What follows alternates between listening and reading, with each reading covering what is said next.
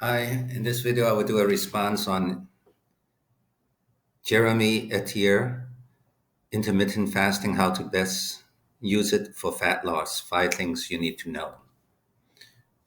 See if I can learn something from him. I feel he's one of the stars.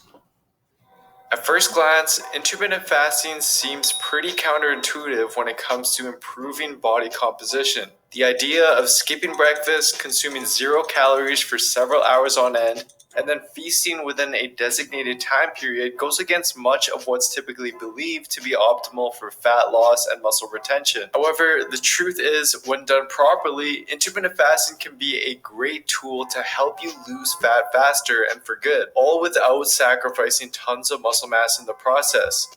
Yeah, I agree with him on this. And because of that, I know athlete X Jeff Cavalier is not into intermittent fasting, but uh, I am into it, and so is Jeremy. That's good.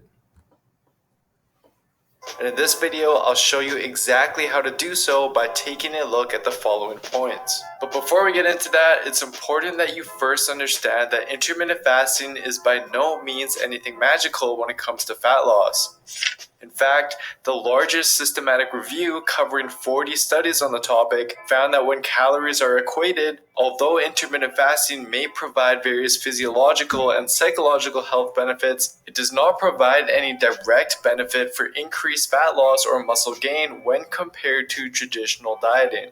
Simply meaning that at the end of the day, That's the good to know. calorie deficit is what ultimately produces fat loss when fasting, rather than the act of fasting itself. However, the great thing about fasting and why I personally implement it for fat loss and recommend that you at least try it is that it makes sticking to your calorie deficit much easier to do.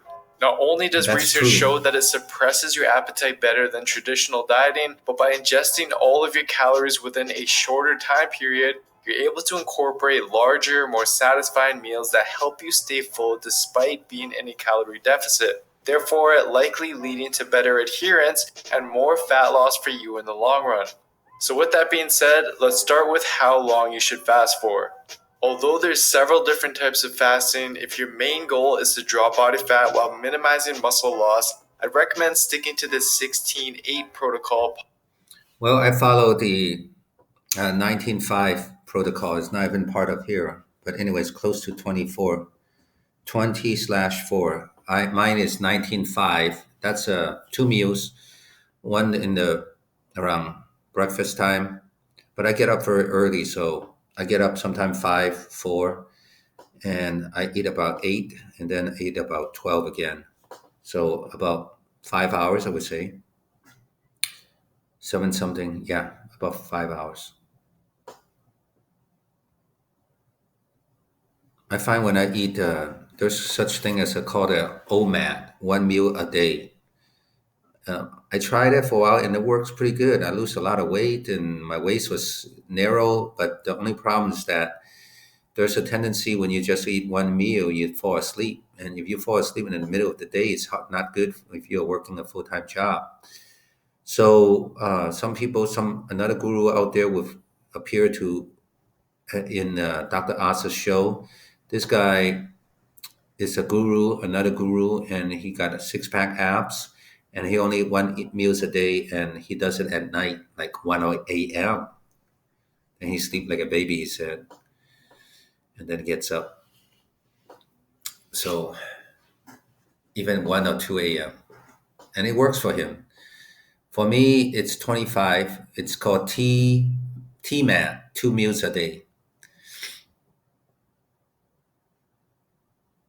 And Dr. Michael Greger, in his book How Not to Diet, also has all the research saying that intermittent fasting has helped a lot of people lose weight. All right, I have to go because the time's up. Don't forget to smash the like button, the subscribe button, and the comment. It will help me a lot. Thank you. We'll see you in a bit.